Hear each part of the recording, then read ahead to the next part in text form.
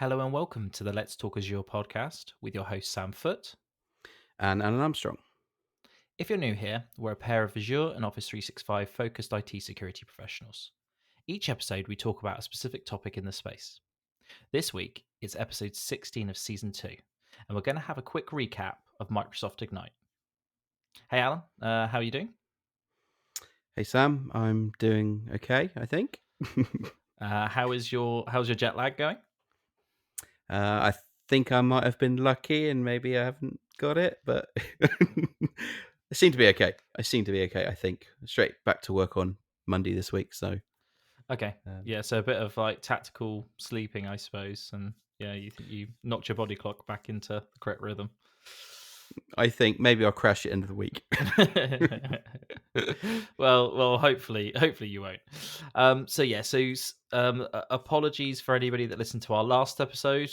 We were in this episode going to talk around Sentinel, but we've put that on pause. We're going to talk about that next week because we kind of felt like it would be good to um, understand a little bit more about Ignite, and especially because Alan was lucky enough to be able to go out and to Seattle and be in person in America at Ignite. I thought, well, we both thought that it would be good to sort of get his perspective, and for anybody else that hasn't been, including me, I think it would just be really good to understand, what the event is like to actually attend in person instead of virtually. Anything else, Alan, that you want to cover, or any specifics? So I think in the last season, um, we talked about Ignite, and it was more around the announcements and things like that. I think the last one was when we did that. It was online only because it was part of the pandemic and stuff like that. So I think it's going to be good to kind of give that that perspective of what it's like on the ground if you go to some of these in person that are starting to happen. So I think it's good. Okay, yeah, cool. Well, let's dive right in. I'm sort of going to be pitching these questions to Alan because I'm going to try and get as much knowledge out of his head as I possibly can. So yeah, let's crack on. So Alan, can you just give us a really quick, like high level, a summary of what Ignite actually is? Yeah, sure. So Microsoft Ignite is a yearly um, conference that Microsoft do. It's normally around October, November time. I think it's like changed a little bit at times, beginning of October, end of October. I think it depends on certain things. Um, but the idea of it is where Microsoft sort of promote new announcements of how the business is running, what their key focus is for the next year. So like this year it is do more with less. Previous ones were sort of around zero trust and things like that. But it's announcements of features, new features coming into the Microsoft world. I mean, we do get some of those announcements throughout the year, but most of the real big ones, the big changes, the new products, the rebrands, the merges of products, things like that, all come out of Ignite. Okay, yeah. So you talked about that theme of do more with less. Is that them trying to promote sort of maximizing, the consumption of your licensing and what you're really taking, advantage of, with Office 365 and Azure? So it's a little bit of that. So as we as consultants, things like that, we sort of promote that, try to get the most out of the licensing that you have, but it's more around freeing up time. So this is doing more more automation, trying to do as much as you can with something, some of the products that Microsoft has to reduce the burden on staff and things like that. I guess it's kind of trying to also um I guess it's trying to also look at the the world today, the um I'm thinking of it now, the energy crisis, things like that. It's probably tied into that a little bit around sustainability and things like that, to try and do, use less compute if you can, do that, and things like that, and try and help in in many ways, I think. Yeah, I sort of saw key themes around just thinking about it after I asked that question. I saw, they effectively sort of to me they sort of pitched it as you know especially around say like our focus security. More and more the threat landscape is changing. We're going through sort of extraordinary times, right? We've got a war. We've got uh, coming out of a pandemic. We've got energy crisis, and there's lots of different crises crises that are happening at the moment. And I think what they were effectively saying is to because there is more of a burden on businesses, to secure, to adapt, to innovate, right?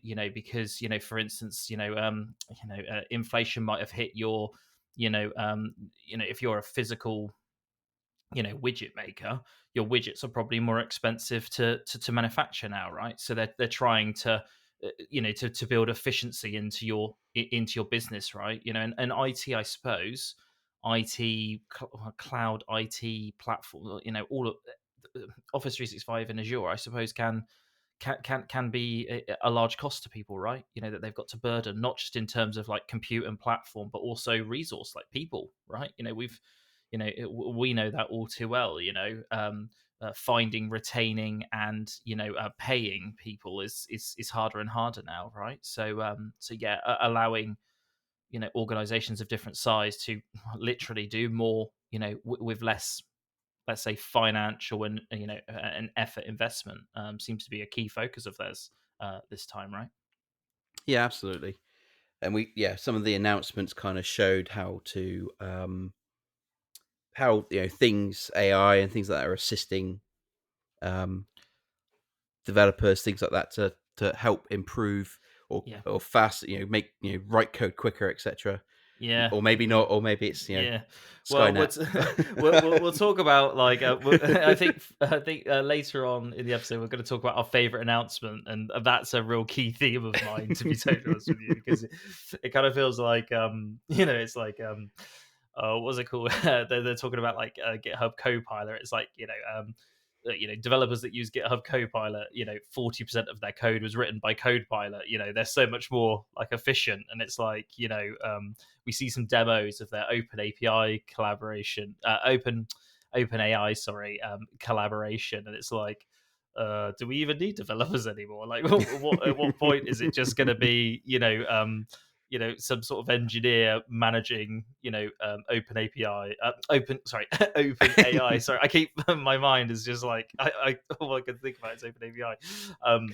It's just an engineer like overseeing a bunch of open AI like compute nodes. Like where what point is it just going to be that, and we use as battery storage, like as the matrix. I don't know where it's going to get to. So but anyway, sorry, I digress. So okay, cool. So effectively an annual an annual conference, and if we compare this to Build, from my perspective, Build is more around like true sort of developer focus, if that makes sense. But I kind of see Ignite as more of a hybrid of um, Office 365, Azure, and development, right? It's like it's a bit of a it's more of it's more of a broader scope, if that makes sense. Yeah, and devices, the Surface devices as well Oh, are that's true. always included in Yes. that because there's also Yeah. Exactly. there's a Windows event, I think it's like around March, April time, and you've got the other one they do is Inspire, which is around partners. Yeah, Okay. they get to go Yeah. to an event in effect. Okay, so let's actually go through the motions of attending Ignite. I think it would be cool to just understand the steps. Um, how do you book? What can you book? What are your options in terms of actually attending an Ignite event? So before the pandemic, there was only if we talk briefly about before the pandemic in 2019, which was the last Ignite that I went to, and I think the last in person one since then. You kind of only had you could kind of sign up, and a few of the sessions were online, but not many. It was more of a it happened in, I think it was in Orlando at that point, and you could get the sessions, but they'd be like 24 hours later. It was like a not an afterthought, but you'd be able to see them, but you'd have to be there to get the announcement that day and be able to tweet and promote it on social media, kind of thing. Um, and then obviously we had the pandemic, which pretty much put Ignite into online only, which was quite good. You kind of still happened at the US time that it's normally happened. So you still, for the UK, for us in the UK, and that we had to sort of stay up late and see it all. But this one was the first one after that to start introducing in person. Um, so there's a couple of options. There was Ignite, the main sort of event happening in Seattle over in the US, but also in various countries there was a spotlight, I think it was called, where there's like or like a mini version in that country, so you didn't have to travel to do it. So in the UK it was in Manchester. I can't remember where the other countries where it sort of sit, but it was around the world in effect that you could go to those instead. So that's kind of the options you had to be able to sign up, and you so the online was free. The spotlight ones in the in the various countries were free, but the one in Seattle, the main one, you did have to pay for. So you had to commit to going to it. It wasn't like a free for all in effect. And previous Ignites you had to pay for, so it wasn't the in person one. So it wasn't. So that's the norm, or would be the norm. Okay, cool. And how much does it cost to go to Ignite? Is it expensive? So I think it was $1,800. So it Right. is Okay. quite a commitment.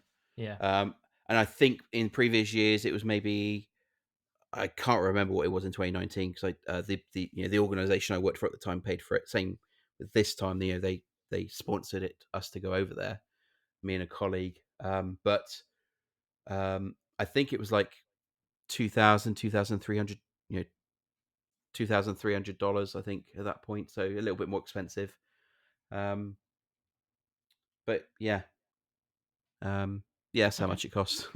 Yeah. Well, I'm guessing it must cost to to host a good number of people. How many people do you think attended in person? Oh, it's a good question. I think, um, I thought it was a good. I don't. I'm not very good at judging how many people are at a conference, because everything, since then it's been, it was packed. I kind of want to say like 20 to 50,000. I Okay. feel, um, for this one, yeah, Okay. maybe, Yeah, well, I mean, having the space and having the people and everything to host an event like that, right, must cost an absolute fortune, mustn't it? Especially like nowadays, right? Like it must just be crazy, mustn't it? So you can understand why they would want to, to offset some of that cost, right? Because it yeah, would just and be I I crazy. also think it's sort of making sure that people that do come are committed to going to the Yeah, event as well. It's exactly. not Yeah, yeah, yeah, it's free, I'll just yeah, sign up and I've taken a yeah, space and now I can't go. Oh well, now someone else can't go, sort of thing. It's yeah, it's kind of saying I'm going because I want to go, and I can justify yeah. the cost. So you've booked your ticket for Ignite.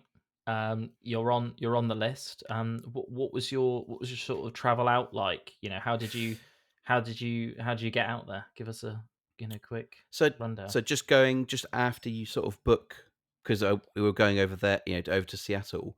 Um, there is an opportunity, if you're quick, um, that Microsoft will pay or give you. There will be discounted pricing for hotels over there Okay. as well. So obviously, maybe not obviously, but because that Ignite all of a sudden happened, all the pricing of hotels in that area rocketed. And All that's what right. we've seen in 2019. We didn't In 2019 we actually stayed in Airbnb a bit further away because it was cheaper, and we weren't able to get the discounted rates because we were late. Um, but this time we were okay, and in effect, you can do a reservation via Microsoft with one of the hotels that they've like done a partnership with or something. So Um, it was about, I think it worked out about 40-50% discount. It seemed Right. based on the site of the hotel. Okay. So that's really good. So there's some sort of I was gonna say benefit, but you're still paying for everything. So, Yeah. but yeah, at least you can get over there, and at least they make it a bit easier to stay close to the convention. Yeah. Yes, so traveling. So I'm down south in Dorset. So I flew from Heathrow. So my trip was get the train and staying overnight near Heathrow, and then getting an early flight over, which was 9 hours 15, 9 hours 20, or something like that. Flight over to Seattle. Once there, yeah, it was just a an Uber and then to the hotel and then sort of sleep. I think it was after our journey, because it was like I think we left at 9, and then no, we left the UK at 11, and we arrived in Seattle at 2 p.m. their time. So Wow. it's a like 3 hours like gone by, Yeah. but Exactly. but Yeah. not for us. So yeah, stayed up for as long as I could, and then yeah, sleep. So we had Okay. a bit of time we had like a day I think spare where we could sort of go around Seattle, Yeah. and recover slash get used to the time zone before Ignite. So Okay. Yeah, that sounds good. So all your travel was all okay. Everything went without a hitch on the way out, I guess. So yeah, that's good. mostly, yeah. Somehow managed to lose my belt at the security, which made the flight was okay, but walking, coming out of the other side with no belt and needing it, it was interesting, but it was okay. It's Yeah. just and I had spare belts just in the suitcase, so I don't even know how I lost it, or how I did want to ask. Once you get past security, you're like, I've got through. I don't want to don't want to interrupt them or make a scene. Okay. Right. So you've landed. You've got your backup belt. You've adjusted to your time zone. You're ready to go to Ignite the morning of Ignite. Can you give us just a breakdown of like how the event's sort of structured from an attendees perspective? Like did you go and register? Like how what are the sort of Y- times that you have to be there and things like that? yeah, so you're able to go there the day before the event happens. They normally do it before to get everyone through, kind of thing, so you don't waste time registering. So we went on the Tuesday afternoon because that's when registration was kind of open. And you kind of go up, you get a QR code on your phone, you show that, you got to show some, federal or government ID to prove that who you are. They do that. You get your badge or your pass, and then you can go off and go back to the hotel or enjoy the rest of the day. So that the next day when it starts, you can go straight in. You haven't got to worry about you know tens of thousands of people trying to register, kind of thing. So makes it really easy. And previous Ignites, that was the same thing. You could do it like the day before. It was the whole day because they were a bit. There's more people at those ones. Okay. Cool. That sounds really good. And when they're when they're like showing like for for somebody that was attending virtually, um how live were the live bits?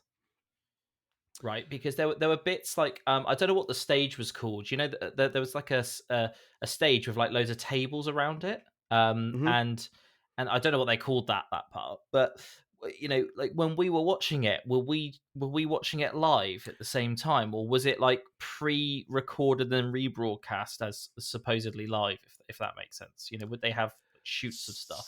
So they did a bit of both, I think. So some of the things. We turned me myself and my colleague Matt. We turned up at 8 o'clock, and I don't think Satie was on for till I think it was 10 o'clock over there. I think it was by the time, or it was 9 o'clock. I can't quite remember, but in effect, we could go round and see the event. We went there because, in effect, they provide breakfast. So, Right. of course, you need that.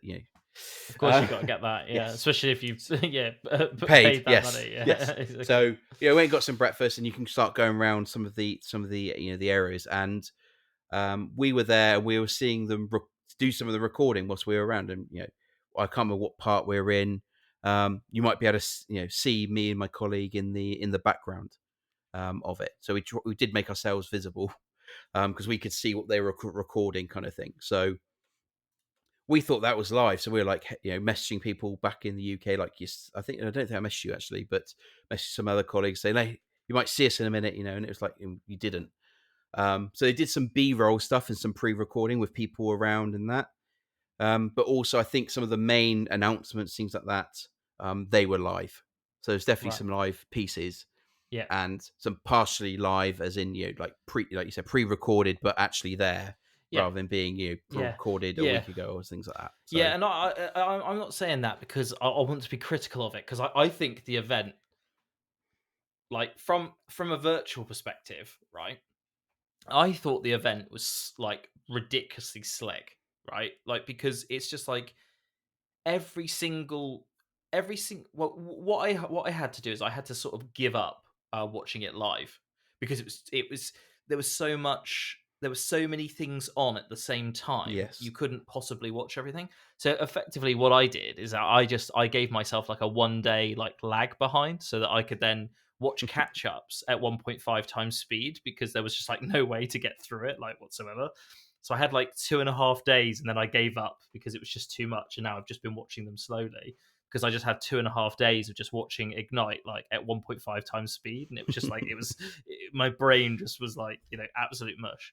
But I thought it was incredible, like how seamless they sort of had, because not everything was, not all of the announcements and, the I would say that the higher level discussions seemed more pre-recorded, didn't they? Right? It was more the deep dive sessions that were actually like in person. All of the high level. It seemed like the vast majority of the high level announcements were like pre-recorded, but what that really gave is it gave a really good air of like um professionalism because everything ran so slickly, right? Because instead of having to, orchestrate loads of different people announcing loads of different things at the same time, because when you're talking about those high level like concept, it's really around, making people like understand like, Yeah. what you're trying to achieve, right? So and they don't have a lot of time, like when they're announcing like, new updates to Azure, they're talking about like five different topics in a 15 minutes window, aren't they? You know what I mean? Like Yeah. I can imagine presenting that live, so yes, I thought that was I thought it was great that I thought the mix of like in person live versus pre-recorded I thought worked quite well, to be totally honest with you. It was a really professional, I thought it was really professional like production, from a remote perspective. Anyway, when you're there, do you get that sort of thought as well? Is it proper? Well, they've probably been doing these for years, right? They know how to keep things organized and stuff like that. Yeah, I'd seen them doing some of the recording and stuff like that. You could definitely see they were, we've seen them like running through a couple of different people. There's that bit where you were saying about the stage. There was a bit to the side where they were doing like one-to-one interviews with the cameras, and that's where we were sort of visible. Well, hopefully visible at some point. We'd have to try and find it, but they Yeah. did sort of two interviews there, like back to back sort of thing, within like a two. There's a 2 minute gap sort of thing. So they're like preparing to get some of that B roll, that pre-recorded live stuff in there, ready to then show later. So they were using the time as efficiently as they could. Yeah. Yeah, definitely. Yeah. No, it's really, really. I thought it was great. It felt really professional and well orchestrated. So yeah, kudos to everybody at Microsoft that made that happen. So when how do you think it differed to your 2019 experience of Ignite? Because obviously, and this is not obviously this is never us being critical, but it's really I think it would be good to understand like how things have had to evolve and change because of like the new, I'll say the new world that we live in, if that makes sense. So so I think we've got to take into account that we've just come out of a pandemic, and we're not sure about people's appetite to be in a big conference. There is that. People might want to stay, local, or um not be, in big crowds. We've got to, got to respect that, because that's a possibility. Um, but compared to 2019, it was quite a bit smaller. Um, there was, but you can kind of understand why, because of, the numbers and making sure that people actually wanted to come. So they didn't want to make it massive, and then only 10,000 people turned up, and they got like capacity for 500,000 sort of thing. You don't want Yeah, it to yeah, look really bad, sort of thing. yeah, Um, but yeah, it was definitely different. Um, there was definitely within the 2019 one. There's a lot of areas. There's a lot of partners there. Uh, and I don't mean sort of Microsoft partners at that point. There were a couple there, but it's more about the partners like HP, Lenovo, you um, Nutanix, all the people, all the customers or partners, the vendor partners that help with Azure and things like that, as well as other products like 365 and things like that. So there's definitely a lot of that at 2019. There wasn't so much this time, but again, businesses might not have wanted to you know commit to coming, because they didn't know about the numbers, and whether they're even got the right sort of, I guess, material, things like that, or the preparation, or maybe they don't want to um, fund it. Maybe because it might just be that it's a quite for them it's going to be quite a big marketing um, expenditure, isn't it, to be there? I mean, it's going to be a great thing to be there, but at the same time, it's going to cost. I can imagine it be costing quite a bit to get you know stuff yeah, for it. definitely, yeah, yeah. Yeah, and I suppose if the event was, because I think you've mentioned this, is that the event, the attendance at the event was definitely less. Definitely, scaled back. So if you're a partner and you're shipping out your massive booth and 20 people to run it, and all of those things, for a lot more condensed, and that's not me being critical of the event whatsoever, because we have to work in the context of the world that we live in, right? So Hmm. I think everything was proportionally scaled back, if that makes sense. That's how I got the feel of it, right? Yeah, and I think we've got to also think about Microsoft's commitment to things like being carbon neutral, and things like that, and sustainability, and that's been a big thing from them. So Yeah, so one thing was that there wasn't there wasn't any swag. I yeah. mean, we don't go for that, but it's kind of part of it to get an Ignite backpack or something like that, or stickers. Alan, this is your safe space. You don't have to lie Yeah, to us here. Okay, we but know you're just there for the pillows, the socks, and yeah, the pins, the pin badges. Yeah, but yeah, we've got some pin badges, sort of exclusive for going. But yeah, there wasn't really anything else there, no, sort of thing. There were uh, some competitions and things like that, but yeah. yeah. I mean, there's a lot of businesses out there that are like pushing sustainability. Right, it's not Hmm. even just the cost and the downtime or anything like that. Especially when there's hybrid events going on. Um, you can still be you know, um, as a part of your business while sort of attending Ignite remotely. So I totally understand why those attitudes have changed, right?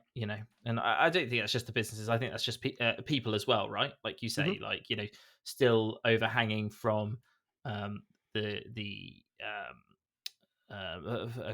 pandemic and in just shifting work patterns and work life balance and things like that. So yeah, makes total sense.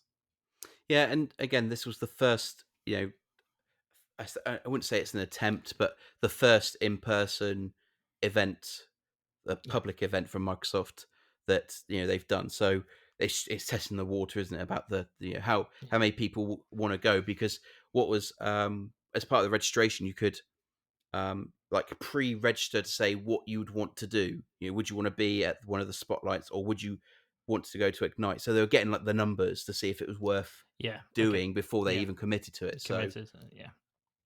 No, that's what it yeah. felt like anyway. I mean, No, that makes they might sense. have been committed, but Yeah. Yeah. No, definitely. Yeah. Well, it might also have been to about the scale of the event, right? Mhm. Like would they have had to take extra space at the like the venue that they're at and things like that, right? So that makes a lot of sense. Okay, so Alan, can you just give us, from your perspective, except for the few days jolly off in America, because it's something a bit different than just sitting at your desk all day. What are the main benefits do you think about attending? If other people are thinking, I really want to pitch this to my boss, I want to get for next year, I'd love to get authorization to to go out. What would you say are the main sort of selling points, from a consultant's perspective? I mean, for me, it was whilst you're there, you're able to see some of the Microsoft product groups um, in some areas, and some of the sessions that happened were in person only, and some of them were they weren't even recorded, kind of thing. So there was a bit of that. So there's a bit of like exclusivity, if that's a word. Um, but yeah, it's being in with it's being around Microsoft and be able to ask questions and difficult questions. There are private preview communities that you can join and do that all sort of remotely. But to see if to see the face of somebody that you talk to quite a lot is golden. I mean, in in 2019, that bit was for me the most important part, talking to the product groups, because there was Microsoft were there by mass. You had Yeah, each product had somebody looking after it, even like I say even, but Office, Visio, Project, they had like a couple of people on it, and then some of those things which you wouldn't think would blow your mind, blew our minds in 2019, because there's some things that you could do that we didn't even know, and it was like, oh, yeah. okay. But And I suppose because we're like part of Misa and things like that, we do get more of an insight into sort of security, don't we? From a yeah. private yeah, from a private perspective. So I suppose some of those announcements, in the security area might not be, you know, they are exciting, but that's like our, bread and butter, so to speak. But like you say, for me, it's all of the other things that are launched that I would never even Mm, like know about on a normal day to day basis. Um, like some of the new updates to Office and Teams. Like I just wouldn't even like that's not even in my like sphere of like your radar, yeah. yeah, on my radar. Yeah, that's yeah, exactly. So I think it's great just to have like a real update of a bunch of different things, to get some perspective, like you say, of different technologies. Yeah, and at this one there was there were those sessions that you could go to, and there was they were maxing out, people crowding around those sessions to see them. But also there was some technical deep dives with the teams, so you could work out how tell you how to do Microsoft Sentinel. I think some of those were recorded, but you're there, you can literally ask them questions, but why, Okay, yeah, that sort of stuff. So you had that sort of yeah, that feeling of in person. I think that's the kind of thing. It's you can do a lot with it being remote, and most of it satisfies it. That need, I guess, for it. yeah. But there's always that touch that you Yeah. hear. Let's go and Yeah, because badger them. there's one thing about just the knowledge transfer, right? That remote still gives you, right? That's the great Mhm. benefit, is that we get to still sort of experience that knowledge. But like you say, getting into a room with people to ask them specific questions, and to get their input, in person, it is still really powerful, isn't it? Right? Mm.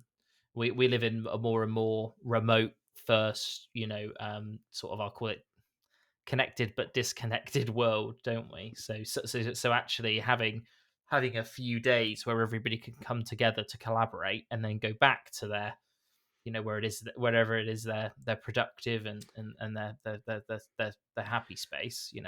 That's a really good thing.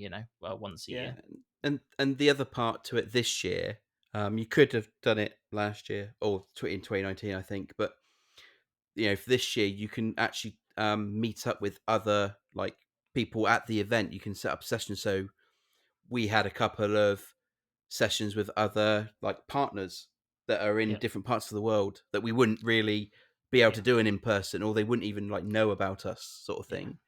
yeah, So I'd have some like good conversations with those sort of people, and and you can set those meetings up as much as you want, sort of thing. So yeah. Well, they were really good. yeah, they even push that on the remote, part of it, right? To talk about, collaborating with the other attendees, right? Because I Hmm. think what Microsoft really is really good at is building their partner ecosystem is, is great, and collaboration between partners, is really, really important. But I think it's also great to have good like collaboration of other, say technical people in the field, like trying to, take ourselves out of our, silos and our comfort zones and push us into those environments where, sometimes it's really good to get other people's perspectives and to build relationships with people, put faces to names, and things like that. So yeah, it can be really powerful, right? It seems Yeah, and really beneficial. especially as well, it's a lot of people haven't done that in a while, well, because of world changes and things like that. So it was good Yeah, to just randomly find somebody who wants to chat and just have that conversation, and so builds definitely. those communication skills back up. Yeah, exactly. Yeah, yeah. Talking in person. Yeah, definitely. Yeah, 100%. So, Alan, give me your favorite session announcements. What are you most excited that's come out of Ignite? There's probably a couple of things.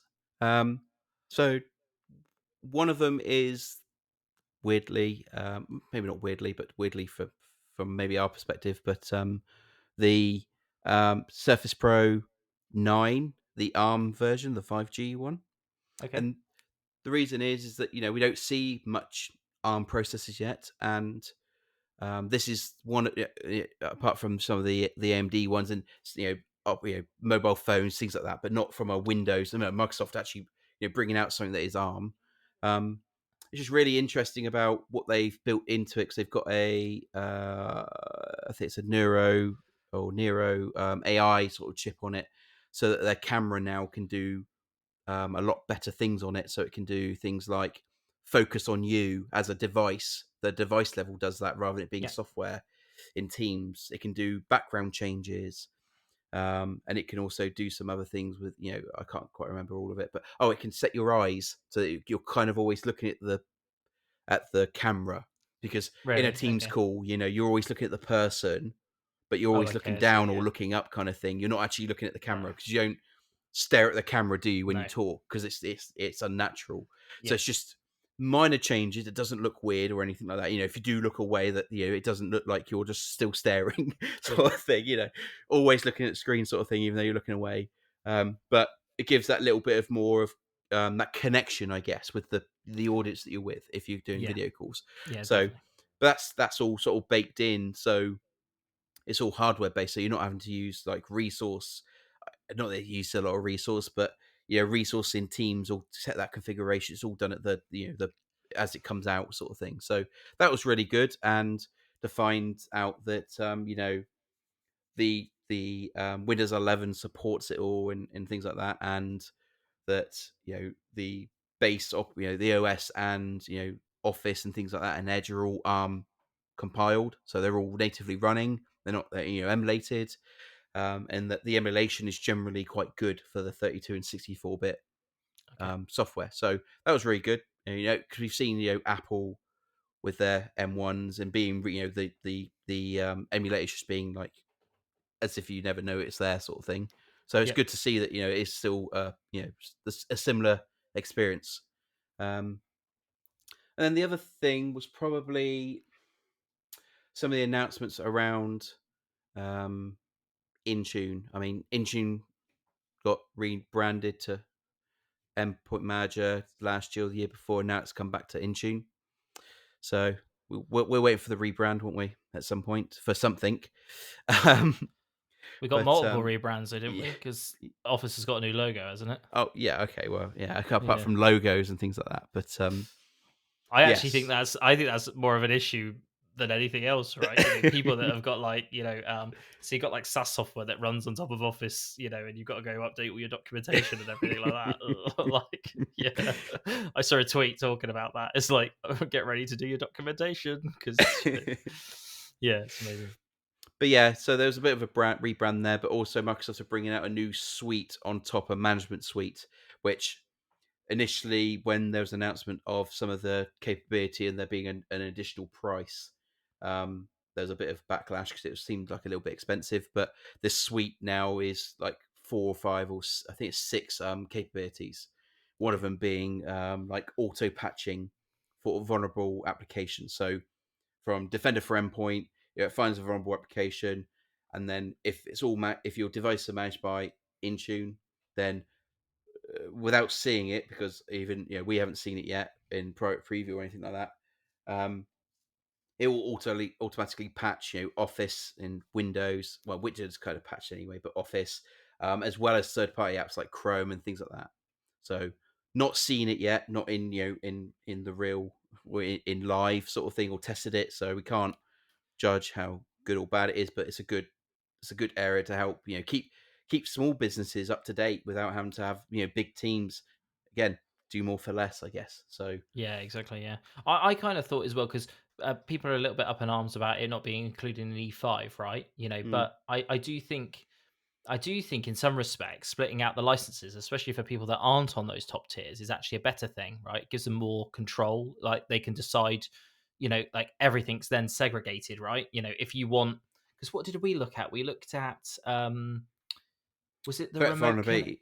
Oh, No, no, no. Because there's 6 new Intune bits, right? But the remote in control. one You got of remote control, and then remote the control, and VPN yeah, for MAM and stuff. yeah, Yeah. exactly. Yeah. So the remote control was the only one that was available, in one of my tenants, right? And it was like £2.50 or something per device or something like that. And it's kind of like it's just an add-on if you feel like you need it. It's not like they've added 6 new capabilities, then bumped up the price of your current tier, if that makes sense, Mm. right? Because if they had added all 6 and then added £15 a month to E5, then I feel like people would kick off anyway, right? So it's just it's you're Yeah, I mean, we never know. There may be a bigger suite in the um future because there's loads of things maybe now, isn't there? That's got there's extra there sort is, of yeah. licensing. So Yeah, we definitely need an E7 and then an E9 at some point. Yeah, for sure. so Okay. Yeah. so what was Cool. yours then, Sam? What was your Well, announcement from your side? I've got a few. I think what I'm going to also say is just quickly is we're going to include a link to the book of news for Ignite for this year because like last time we basically went through a lot of the announcements and things like that and just sort of regurgitate what they said. But this time what we're doing is we're just doing an overview of Ignite. And then we will obviously deep dive into the areas on actual episodes to give you a bit more in-depth knowledge. I thought the demos of OpenAI that they showed were very, very impressive. Very excited to see where that collaboration between Microsoft and OpenAI really goes. It felt like they are effectively injecting AI everywhere. I think that's part of the do more with less. We've seen AI being injected into things like the Power Platform flows. Is it called Mm. Microsoft Design, which is effectively like a Canva like clone, but you just type what you want and it makes it for you. Which I've signed up to the Yeah, preview of that. yeah, I'm and there on was the some wait stuff list. So I about really want to. you asking it, what you want to do with something, isn't it? As well, like it will build the conditions and the controls and stuff for you. Like you say, Yeah, I want to, commit this data to this API, and it will like write you Yes. the Yeah. query Exactly. or the Yeah. thing, yeah, the Yeah. function. And we're seeing stuff in like Power Platform, like Power Apps to does to draw a picture of like your wireframe of what you want your app to look like. You take a picture of it, and then it basically creates the controls in front of you. So it'd be really interesting to see how because a lot of people are critical of AI in terms of machine learning, in terms of how much actual value it really adds to the business.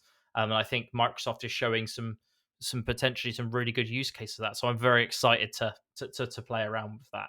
And there were some really good like developer related demos there of them being able to explain code back to you and things like that. I thought that was really really impressive.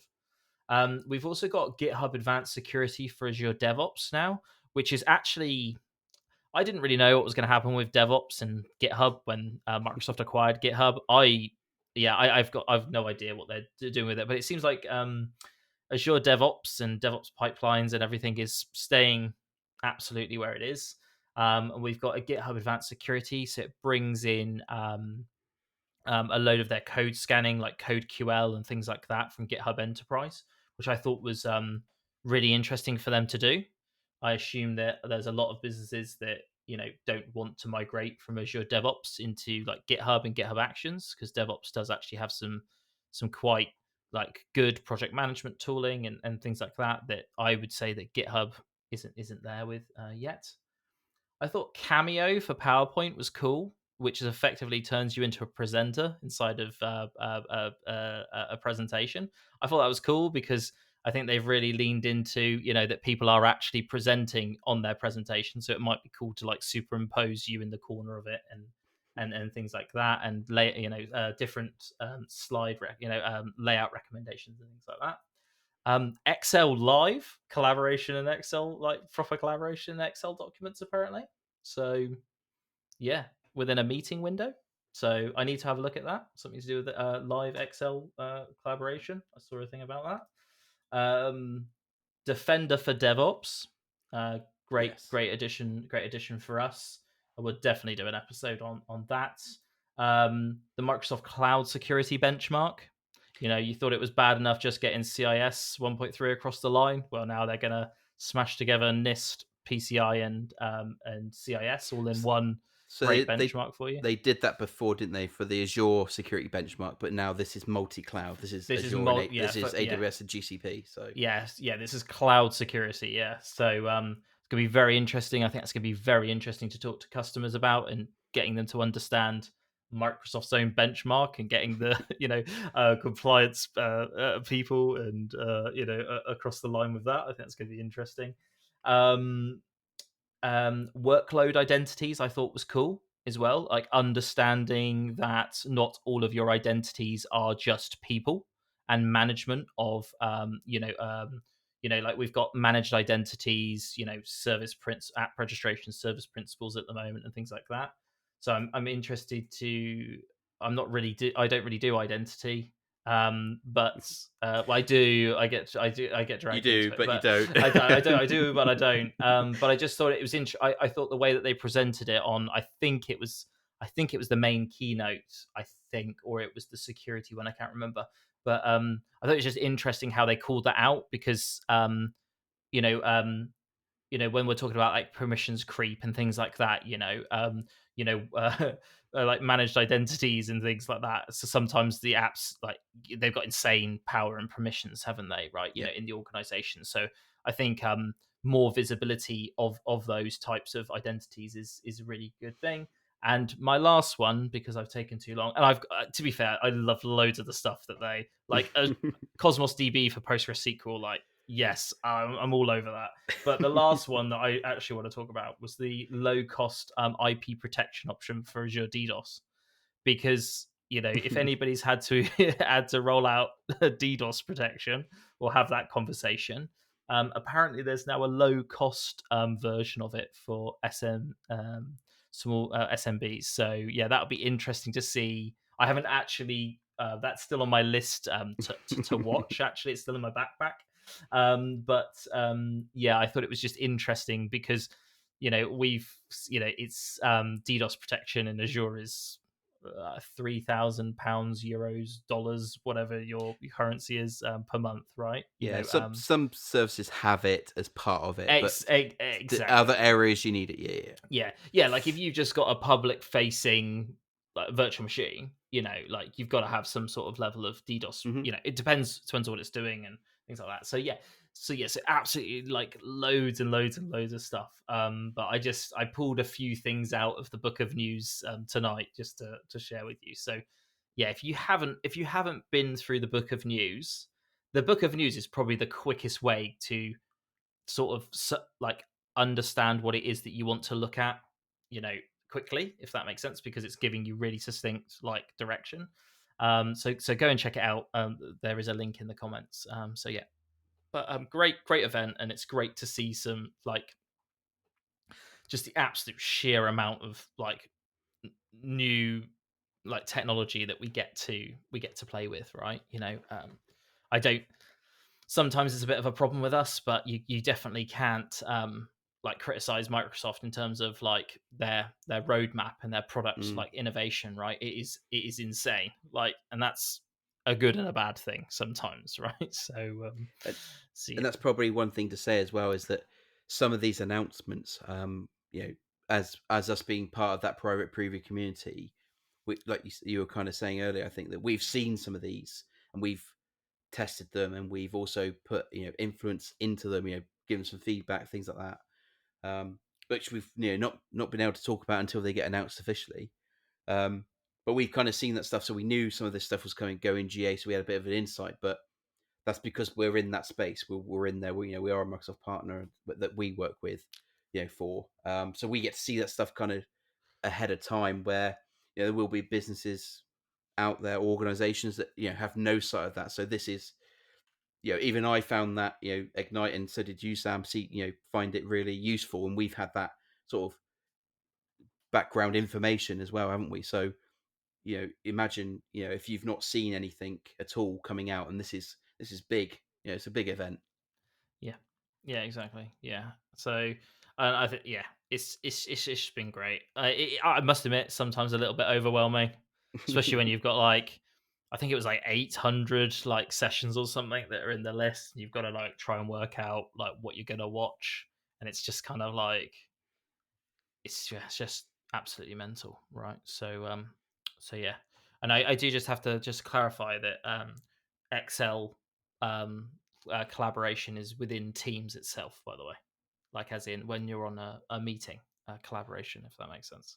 So that's going to be interesting to see, not just like regular run of the mill, both open in Excel sort of job. Oh, okay. So you can use Teams to do it. So you can just literally, yeah, that sounds quite cool. I think we would Yeah, use that quite a lot, actually, thinking about some of the stuff we do. yeah, and apparently it works on mobile devices as well. Ooh. So yeah, that's Okay. that's It, why I it really it want works, to. but yeah, how usable? Maybe on an Yeah, iPad or a tablet or something. Yeah, maybe. yeah. Edit this. Yeah, this spreadsheet on your phone. Good luck. Yeah, definitely. Right, we've been yammering on for quite a while. Should we wrap up there, Alan? Is there anything else that you want to go over, or any other key bits that you want everybody to sort of understand from Ignite? um, No, I think from Ignite, apart from the trip, as part of the trip, myself and a colleague were able to, because it's in Seattle, we went over to Redmond, the Microsoft campus, and went into the visiting center. So got to check that out and go to the store there. But yeah, that was quite interesting. It's Okay. surreal. So Yeah. yeah, Yeah, exactly. Yeah. Yeah, it must be I must be quite weird to actually go to the place like that, like it's sort of the it was center of all of it. yeah. Like, do you know what I mean? Like it's yeah, oh, yeah. It's yeah, really interesting. Okay, cool. Well, thank you very much for giving us the insight, Alan, of Ignite. And if you've been listening, thank you very much for hanging on in there and going through.